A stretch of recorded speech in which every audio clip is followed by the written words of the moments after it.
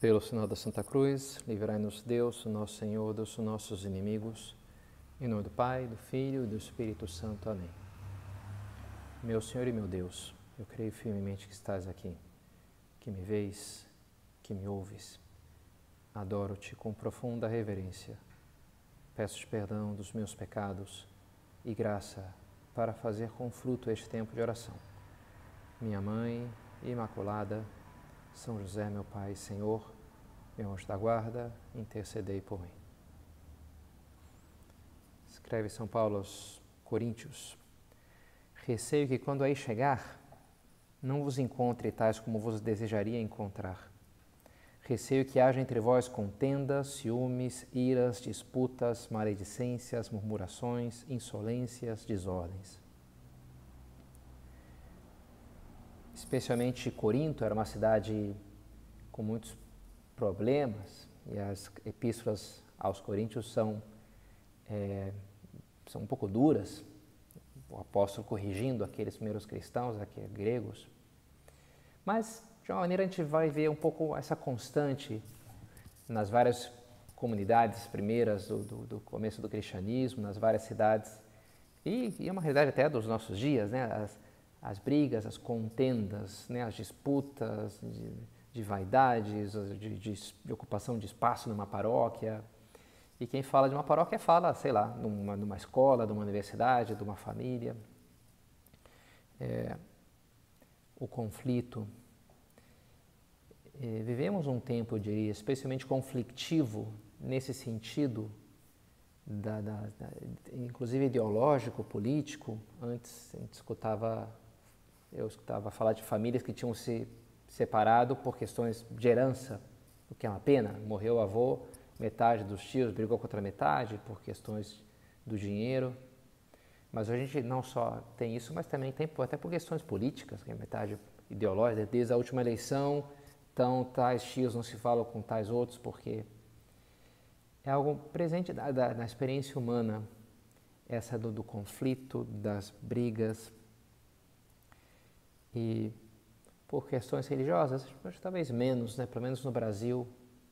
Enfim, em algum caso a gente escuta de um judeu que se converteu, aí a família deserdou, e muçulmanos, em países de maioria muçulmana, isso é maior ainda. Mas mesmo dentro da igreja, no Brasil, a gente pode sentir um pouco, às vezes, né, um clima assim, conflictivo, nós e eles. E quase poderia dizer que tem crescido nas últimas décadas assim, uma certa polarização. Esse pessoal aqui, nós os católicos de verdade, esse pessoal que não sabe nada, né? Então, às vezes se dá um pouco isso, né? Essa polarização, esse conflito, essa briga que já nos começos do cristianismo a gente vê que havia ali presente. E bem, é verdade que tem muitas coisas pelas quais é preciso lutar, muitos valores que é preciso defender. Há muitos protestos que são válidos e importantes, protestar por uma coisa que está fora do lugar. Mas o que eu queria enfrentar nessa nossa meditação hoje, refletir um pouquinho, é sobre um desordenado desejo de luta, a gente poderia chamar de espírito de contenda, mais destrutivo do que construtivo, uma atitude, rebeldia ruim, um afã de consertar as coisas a todo custo, porque eu sim sei como é que as coisas devem estar. E mesmo pessoas, às vezes, muito bem intencionadas, que adotam atitudes assim e acabam sendo prejudicadas por uma tendência, por não conhecer, digamos, os limites do protesto saudável, algo que vai ser uma crítica construtiva, e fica já uma coisa destrutiva. E lia um artigo de um norte-americano sobre a geração dos baby boomers, a geração das pessoas que nasceram depois da Segunda Guerra Mundial. Esse baby boom, né, estourou o crescimento demográfico pelo otimismo lá nos Estados Unidos, especialmente, mas também em outros lugares do mundo. E o autor desse livro, desse artigo que eu lia, ele se enquadrava na geração dos millennials, que seria isso, sei lá, a última geração, né, que está conseguindo publicar coisas agora, né, que nasceram aí por volta do ano 2000. E era um pouco assim, acusando. Ele dizia, bem, vocês nos acusam, os millennials, toda hora fala que os millennials, eles não conseguem ter foco nas coisas, eles são indecisos, eles não brigam por coisas grandes, eles são egoístas, eles são isso, aquilo, distraídos. Mas olha, os problemas no concreto falava dos Estados Unidos, esses nasceram na geração dos baby boomers, que foi uma geração que recebeu uma economia pujante, um país bastante estável e entregou um país muito mais problemático, né? Se antes naquela geração, antes dessa geração, que bem, os pais ali economizavam dinheiro para pagar o aniversário dos filhos, todo um esforço da família, da educação. Depois teve essa geração que nasceu numa benesse, né, num bem-estar muito, e com o foco dos pais, poucos filhos, os pais com atenção total, todos os presentes, e parece terem ficado um pouco como que mimados, estragados, e entrar na juventude protestando nos anos 60, exigindo mil coisas, sem querer fazer muito, exigindo os direitos, mas sem querer abraçar nenhum dever, e deixaram um país hoje dividido ideologicamente, com uma economia cada vez pior. Isso das universidades, por exemplo, um número lá que trazia, o endividamento médio de um recém-formado hoje nos Estados Unidos é de $28 mil. Antes a família economizava dinheiro para lá, pagar a universidade. Agora não, o cara entra e ele mesmo vai pagar, como é que ele faz isso com crédito, se endividando, e na média sai da universidade com $28 mil já devendo, reais não, dólares, né? Devendo $28 mil, é a média. Alguns são muito mais que isso, outros não, né?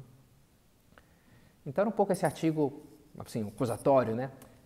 Quem sou eu para ter, não tenho elementos nem ao meu papel ficar julgando que geração tem que culpa, né? Isso não é o que eu tenho que fazer aqui. Mas deixa de ser interessante, né? Porque fala um pouco, mostra pelo menos, ou exemplifica, como às vezes essa é uma pessoa que está até lutando por um mundo melhor, mas nessa base de um protesto muito, assim, pouco construtivo, acaba piorando o mundo. E às vezes piorando drasticamente. Típica pessoa que mata o boi querendo desentotar o chifre. Deixa o chifre. Não, mas ele tinha que ser reto. Mas deixa assim, vai matar o bicho aí. Também não precisa ficar tão retinho assim. Não tem outras coisas aqui em jogo. E me parece que é importante, sabe, a gente examinar se não há em nós um excessivo afã de brigar com todo mundo para provar que isso aqui que é o certo, que essa pessoa está errada, que tem que ser assim, que tem que ser assado. Claro, sim, é importante, né, lutar por várias coisas, mas ao mesmo tempo preciso moderar isso daí, né, entender por que coisas sim, por que coisas não, como é que eu tenho que olhar para essas circunstâncias. E me ocorreram então 6 atitudes que podem ser oportunas para evitar cair nesses extremos ruins, dividindo elas em 3 campos. Primeiro, como lidar com a revolta que surge diante da percepção de um problema no mundo, aquilo surge uma revolta dentro de mim. Então, como é que eu lido com aquilo? Como eu olho para as pessoas envolvidas e o processo delas e o processo maior das coisas. Como eu direciono as minhas atitudes depois em função daquele problema que eu percebi. Então, são esses 3 campos, cada um com 2 atitudes que eu queria comentar. Primeiro, já o perceber o problema. Lá na Espanha, onde eu morei e estudei, tive uma vez um encontro com um ex-reitor da minha universidade, da Universidade de Navarra. E ele nos falou de um momento muito crítico em que por pouco não fechou a clínica universitária, o hospital lá da universidade, né? Que é uma clínica famosa. O avô do rei tratou lá de câncer. Hoje é o melhor hospital privado da Espanha, é a clínica da Universidade de Navarra. Mas quase fechou. Por quê? Porque foi eleito lá na prefeitura um governo cuja uma das itens da sua campanha era fechar a Universidade de Navarra. Né? Na Espanha tem uma coisa meio curiosa para a gente, mas é uma polarização política tal que envolve aí no meio a Igreja Católica, pelas questões históricas lá da Espanha. Então, metade da Espanha é católica, a outra metade quer que a Igreja Católica desapareça do mapa e se elege, eu vi literalmente, né, promessas para fechar colégios católicos, hospitais católicos, porque isso aqui tem que tirar a presença. Então, se elegeu um prefeito lá, e aí foi o governador, e foi tirando, então, tudo que os pacientes que era públicos que iam lá, bloqueou tudo, fez tudo possível para os impostos, sei lá, né, queria fechar mesmo. E foi por pouco que não fechou. Eles fizeram malabarismos ali, organizaram campanhas de financiamento de pessoas individuais que, enfim, bolaram um esquema genial ali que deu certo, mas foi por um triz que não fechou o hospital.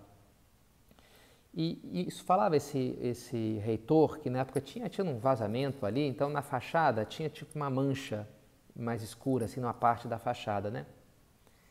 E uma senhora vendo aquilo ficou bastante revoltada e dizia, olha, mas imagina se São José Maria estivesse vivo, ele que é o idealizador da Universidade de Navarra e o primeiro grão-chanceler da universidade, ele que era tão amigo das pequenas coisas e falava da importância de cuidar que as coisas estejam bem, por até uma questão de pobreza, e que transmitir isso também com um trabalho bem feito, se transmite o amor a Deus que a gente tem.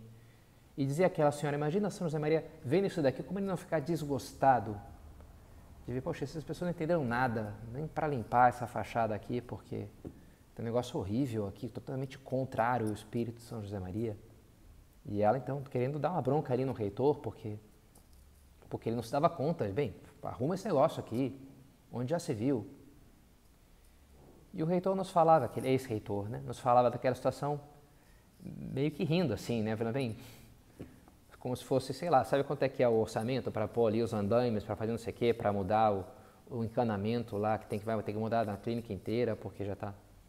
E sabe que a gente está endividado até o pescoço e não estamos aqui prestes a fechar, e a senhora vem com uma coisa dessa. Acho que, enfim, não falou me dar uma resposta assim, sei lá, meio mal criada para aquela pobre senhora.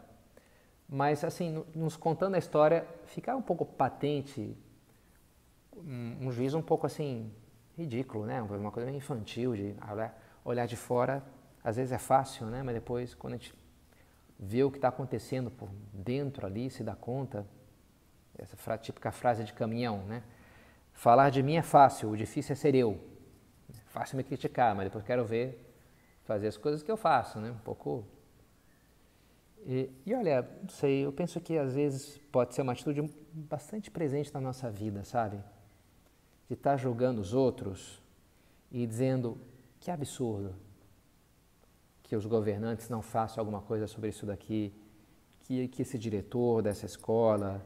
que o bispo dessa diocese, que o papa, que está, não sei, o síndico, não...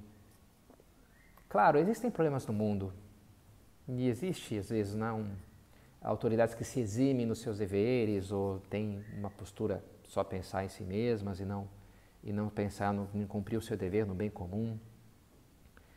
Mas, ao mesmo tempo, a gente tem que tomar cuidado, sabe, de não sair julgando, sem pelo menos tentar entender um pouquinho o que está acontecendo, qual que é o processo ali de trás. Porque muitas vezes a gente pode se sentir os grandes baluartes de grandes valores, defensores da verdade, defensores dos pobres, defensores da liberdade, das mulheres, dos oprimidos, da justiça. E quem sabe, com as nossas ações concretas, a gente pode estar promovendo justamente o oposto que a gente queria. A injustiça, atrapalhando a vida das pessoas. O padre Rubens, que mora comigo, falava, né, ele cresceu no interior de São Paulo, pais agricultores, e havia ali, chegavam no Nordeste, pessoas que eram empregadas e trabalhavam, depois ganhavam dinheiro e faziam não sei o quê, da Bahia, de outros lugares assim. Mas teve uma época que entrou ali numa nova legislação trabalhista, CLT, essas coisas, e ele falou, não, ele acabou porque aquelas fazendas pararam de crescer, aqueles pequenos sítios, porque não podiam mais contratar. Por que não podia? Porque contratava ali, para contratar um desses empregados, para ajudar ali um tempo, que fosse 1 ano, 2 anos, era muito rolo e para cumprir todas as regras ali era praticamente impossível. Depois a pessoa entrava na justiça contra o patrão, e não era um patrão rico, era um carinha ali que tinha sua fazendinha, suas vaquinhas e os seus pés de não sei o quê. E aí faliu um sítiozinho, faliu o outro, porque entrou na justiça, o outro entrou na justiça também. E daqui a pouco todo mundo estava apavorado, ninguém mais empregava ninguém. E aí ficou inviável o pequeno negócio, agronegócio ali, né? E só ficou viável para as grandes empresas. Então, enfim, não sei também o quanto essa leitura é acertada, sempre cresci em cidade, não tenho essa experiência. Mas às vezes pode acontecer isso, sabe? De eu querer proteger alguém, olha, estou beneficiando tal pessoa e é justamente a pessoa que mais vai atrapalhar. Eu vou querer ajudar ali, não, acabei com o emprego daquela pessoa, né? Acabei com os micro, agronegócios ali, agora só tem espaço para as grandes empresas. Então, como é importante, sabe? Pelo menos esforçar-se um pouco por entender antes de criticar as situações, querer ser compreensivos. E eu diria, especialmente dentro da igreja. Na época de Cristo tinha, né, os fariseus. E os fariseus, eles eram, de alguma maneira, os herdeiros dos macabeus. Os macabeus eram os defensores da lei de Israel. Eram heróis. Os últimos livros do Antigo Testamento narram a história deles. Como veio a dominação, acho que era a dominação persa, e que proibiu de seguir a lei de Moisés, tinha que todo mundo agora seguir os deuses lá dos gregos. Não podia mais, tinha que queimar todas as Bíblias. E os macabeus resistiram e fizeram inclusive a guerra e assim garantiram a liberdade deles de viver a lei de Deus, né, com o seu sangue. E os fariseus, eles diziam, bem, nós somos esses caras porque esse pessoal que não vive a lei, nós defendemos aqui a pureza da lei, defende o que Deus pediu, a gente faz, né? Não como essa gente maldita que nem conhece a lei, diziam assim os fariseus, né? Só que, é claro, aquela atitude que tinha algo de uma raiz positiva, de querer fazer a vontade de Deus e ser pessoas piedosas, acabou tendo um fruto muito negativo de uma raça de orgulhosos lamentável e que fechados para Deus, para o próprio Cristo, né? E julgando demais, de maneira impiedosa. E olha, vocês podem voltar a tentação disso na igreja, sabe? De se considerar ali, né, o grupo dos perfeitos aqui, porque eu sim conheço a liturgia, eu sim conheço a doutrina, eu sim sei o que é certo e o que é errado. Não esse pessoal que não conhece nada do que realmente significa ser católico. E aí, eu sou o verdadeiro católico aqui na história, não. E aí a pessoa começa a olhar os outros com desprezo, julgando. Claro que os santos souberam apontar os erros dos seus tempos, e o próprio São Paulo lutou com paixão contra os judaizantes, por exemplo, né? Mas o Evangelho, a mensagem de Cristo é profundamente misericordiosa. Jesus não julgava os pecadores, ele veio para os pecadores, ele dizia, não são os sãos que precisam de médico, mas os enfermos. Eu vim chamar os pecadores. Ele vem para salvar, não veio para condenar, diz assim, né? E a igreja tem que carregar esse espírito, cada cristão tem que carregar esse espírito, não de julgar e separar, mas de abrir-se, de ir atrás das pessoas, de tocar o leproso, como Jesus tocou. Não cair, né? Às vezes as pessoas têm um pouco esse gosto de sangue, de briga, de polêmica, sei lá, né? Às vezes a pessoa que sabe, lá no Rio de Janeiro tinha isso, né? Os caras que eram os reis lá do jiu-jitsu, eles iam para uma festa e sempre ia ter briga naquela festa, porque eles sabiam fazer bem. E a gente pode ter isso, porque eu estudei não sei o quê, e eu quero provar que eu sei mais, então eu arranjo briga em qualquer lugar que eu vou. Seja questões litúrgicas, doutrinais, morais. Não pode ser isso, sabe? Um cristão não pode ser assim. A igreja é comunhão, comúnio. É um sacramento de comunhão, não é separação. Heresias vem disso, né? O separado, né? O herege é o que se separa, né? A igreja católica significa universal, abre para todos, né? E quer somar, não quer dividir, quer somar, comunhão. O fundamento do mundo é a misericórdia de Deus, não é a nossa justiça. Se fosse pela justiça, o mundo teria já desaparecido. Deus sustenta o mundo porque Ele é misericordioso, conosco e com todos. A gente também deve ser misericordioso uns com os outros. E se no seu amor Deus está disposto a suportar-nos, quanto mais nós, pobres pecadores, deveríamos estar dispostos a suportar-nos mutuamente, com nossos defeitos todos, a abraçar com carinho este mundo, essa vida, que podia ser bem melhor e será, diz a música, né? Mas é bonita, é igual, tem tantas coisas tão boas. Abraçar a vida como esse dom que é de Deus. Também é verdade que se Deus não extermina o mundo de uma vez por todas, é porque há um tempo para a nossa conversão. É porque Ele guarda essa esperança de que mesmo que eu esteja fazendo tudo errado, mesmo para mim mesmo, me machucando a mim mesmo e os outros, eu ainda posso mudar, eu ainda posso me converter. E o seu amor, além de misericordioso, é paciente. E essa é a segunda atitude que eu queria falar, né? A compreensão e misericórdia é querer entender os problemas dos outros, depois ser paciente. Ok, já entendi que tem isso aqui, mas agora leva um tempo às vezes. Já fui lá e corrigi, inclusive aquela pessoa, falei para ela que ela estava errada. E ela não mudou? Ok, mas também não é assim às vezes, é preciso esperar, né? Paciência. Os pais são assim, não é verdade? As mães são muito assim, são pedagógicas, sabem esperar. O Papa, nesse ano de São José, nos escreveu essa carta Patris Corde, com o coração de pai, uma carta bonita, né? Olhar para São José como exemplo de pai. E o pai é assim, o pai não pega o filho e tem que estar errado, eu já falei, corrigi, não, agora vai apanhar, vai ficar sem... Claro, um castigo dará, não é verdade? Mas sempre muito compreensivo, né? Muito paciente e comemora um passinho lá que o guri acabou de dar e ensinei uma vez, vou ensinar outra e outra, até que aprenda. Mas ele não é tão simples assim para uma criança pequena aprender isso ou aquilo. Então, o pai sabe compreender e esperar, sabe ser paciente. E assim devemos ser nós.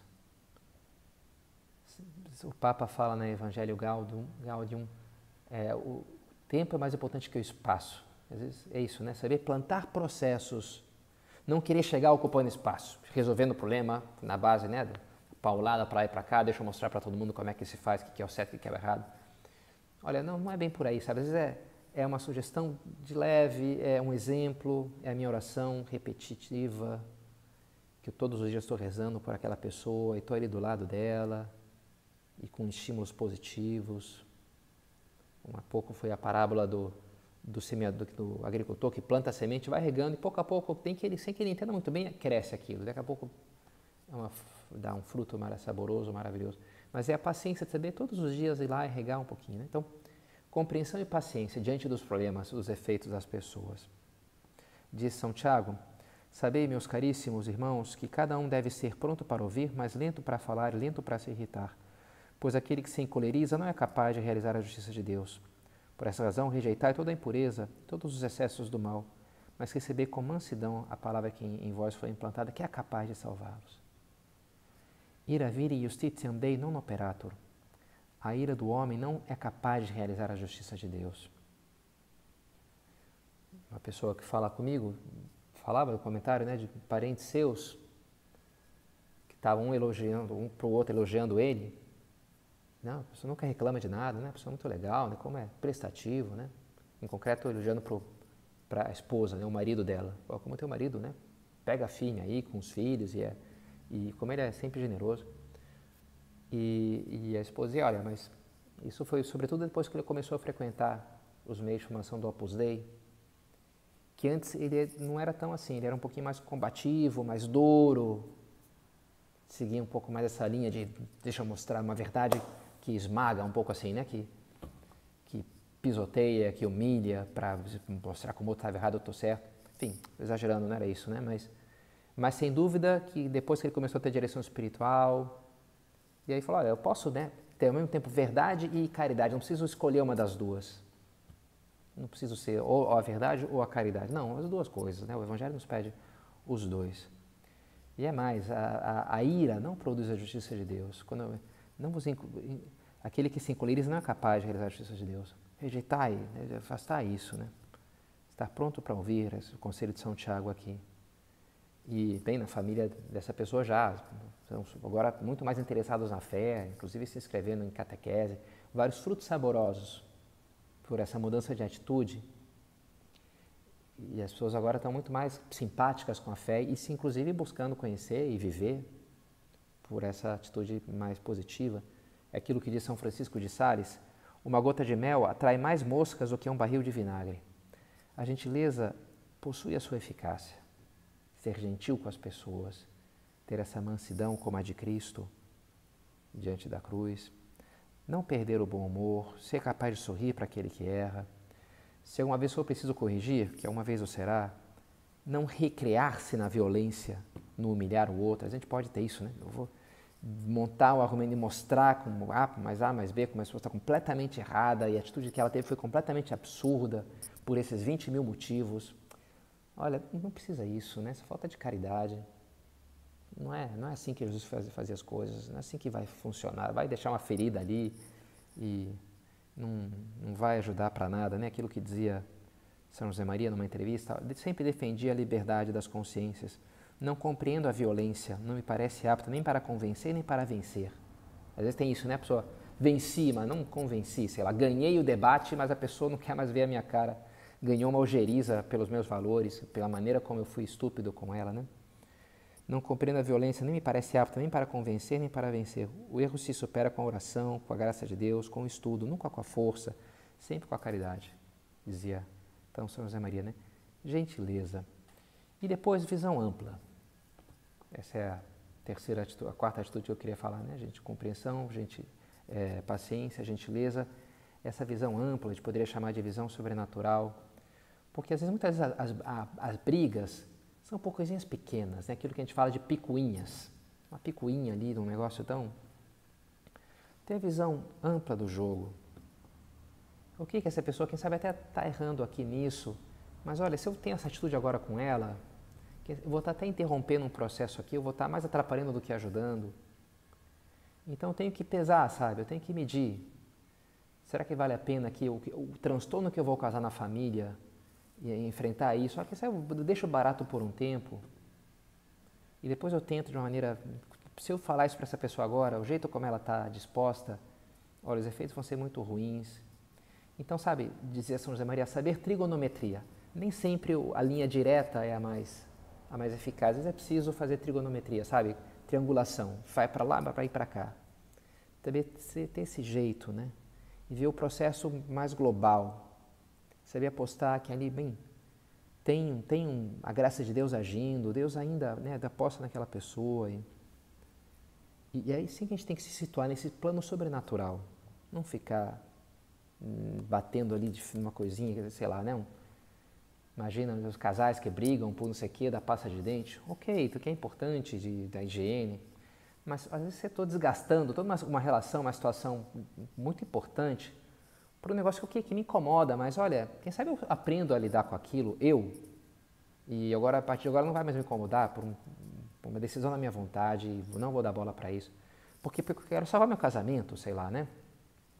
Imagina que um companheiro de São Paulo, quando eles estivessem viajando pela Europa, não vamos para essa cidade não, para Filipe, porque lá a comida ali é muito ruim, sabe? Eu já estive ali uma vez, e é mais ali, a pousada que a gente vai ter que ficar, nossa, o lugar horrível. Vamos para outro lugar que é lindo, cara, ali tem umas praias.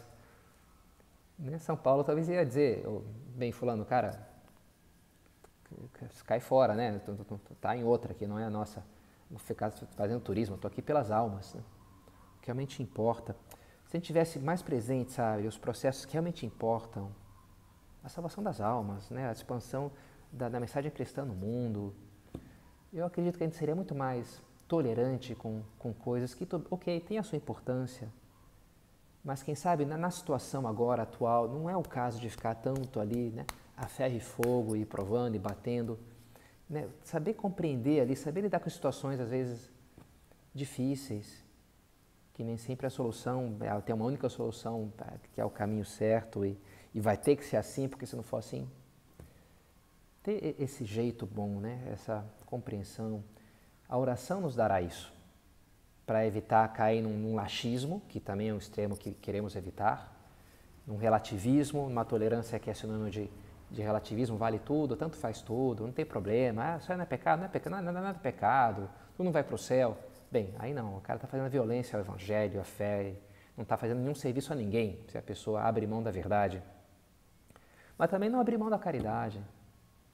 E encontrar caminhos para conduzir os outros para a verdade, ok, para a moral, para as coisas corretas, mas com gentileza, com jeitinho e sabendo esperar, né, o tempo das pessoas, não sufocar as pessoas com as nossas exigências. Jesus fala, né, dos fariseus que sufocavam com pesos que jogavam nas costas, eles mesmos não eram capazes de levar aqueles pesos e esmagavam as pessoas. Então, saber compreender, saber respeitar o tempo das pessoas, né, lidar com isso. Enfim, sempre tem os dois extremos. Muitas vezes esse discurso que eu estou falando já foi usado nas últimas décadas no Brasil para coisas ruins, para um laxismo, para uma desordem, para uma bagunça. Mas hoje eu queria usar esse discurso de uma maneira positiva, para não cairmos no outro extremo, de ser excessivamente duros com os demais. Né? Pessoas que gostam da polêmica pela polêmica, que querem provar que elas sabem, que é uma coisa já farisaica, né? Então, ter visão ampla, visão sobrenatural, o conjunto, importância da unidade, das famílias, da igreja, ter essas coisas grandes em vista. Então, como lidar com as pessoas envolvidas ali, né? E agora, no terceiro e último âmbito, a nossa atitude, então, a partir do problema. Porque muitas vezes a gente pode ter essa vontade de punir. Essa pessoa tem que ser punida por essa atitude que ela está tendo. É um sentido de justiça, é um pouco exacerbado, ou uma pedagogia mal entendida, porque ela precisa ser castigada para que ela aprenda. Nem sempre vai, quando é muito violento, a coisa não funciona, não é pedagógico, né? Não, pelo contrário. Ou às vezes a gente pode ficar torcendo, uma maneira de fazer isso é torcer para que dê errado.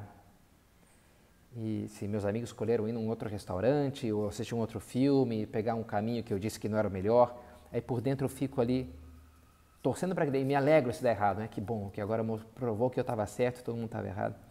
Ruim, sabe, entrar nesse espírito azedo, né? Uma falta de sintonia com os demais, ficar torcendo para que as coisas deem errado. Mudar a nossa atitude, ter uma atitude mais, a gente poderia dizer, benevolente, de querer o bem, de desejar que as coisas deem certo, que as pessoas que vão para frente. É algo demoníaco, sabe? Esse desejo de destruição. Inclusive, um nome de um demônio que aparece na Bíblia, Abaddon, ou em hebraico, ou em grego, Apollyon, que significa isso, destruidor. O demônio ele quer destruir tudo, que tudo queime, quebre, dê errado, que a criação de Deus vá para o buraco para provar como ele estava certo e Deus estava errado desde o começo. É o acusador, né? Se Satanás significa acusador. Não quero ser assim, na verdade, nenhum de nós quer ser assim. Queremos ser como Cristo, na verdade, que vem não para destruir, ele não veio destruir, veio para salvar, para curar. Tocou o leproso, eu quero, fica limpo. É assim, né? Benevolência e, por último, o espírito de serviço. Porque nessa ideia de punir, torcer para dar errado, uma estratégia ruim que a gente pode adotar muitas vezes é isso, é lavar as mãos ou fazer o mínimo que se espere de mim, torcendo para que dê errado, mas não colocar empenho sobre se não foi a minha ideia, se não é o projeto meu, é do fulano, eu fui contra, eu critiquei. Então, tudo que eu puder fazer para dar errado, eu vou fazer. A pena, né? A pena. Às vezes os adolescentes estão um pouco nessa coisa de competir, de provar que eu sou melhor do que os outros, para as gurias ou para os guris, né? Que é mais bonita, que é mais inteligente, que é mais... E o contraste com a atitude da mãe, do pai, que não está competindo, ele está provendo ali, ele está, né, mais uma vez, patris corde, né, com o coração de pai. Eu estou aqui para o que precisarem de mim, para apoiar os projetos dos outros, não só para fazer prevalecer os meus projetos, porque eu sou a pessoa que sabe das coisas.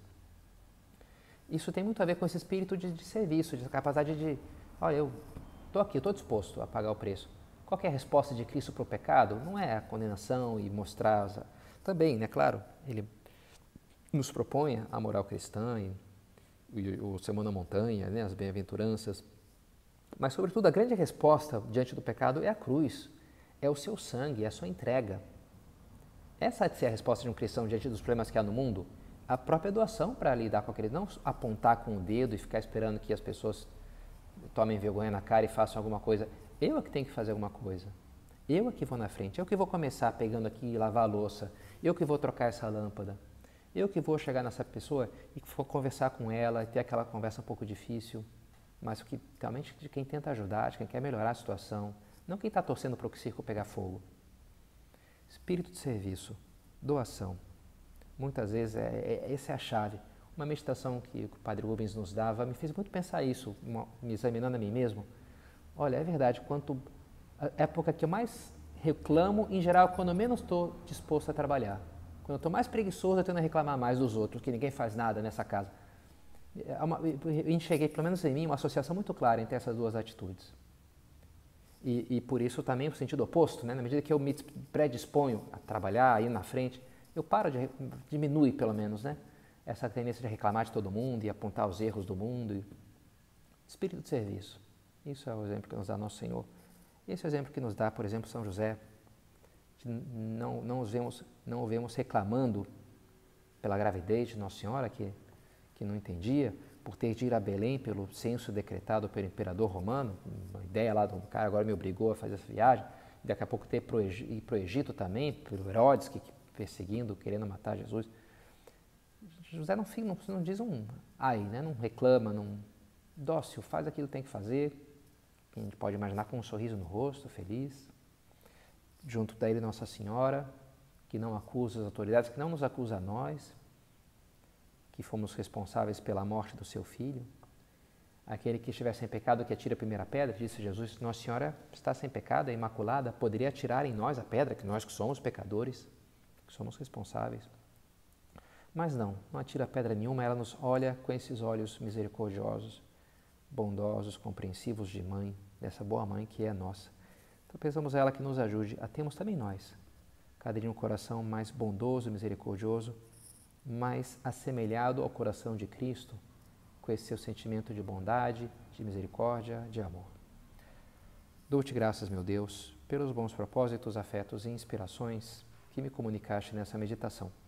Peço-te ajuda para os pôr em prática. Minha Mãe Imaculada, São José, meu Pai e Senhor, meu anjo da guarda, intercedei por mim.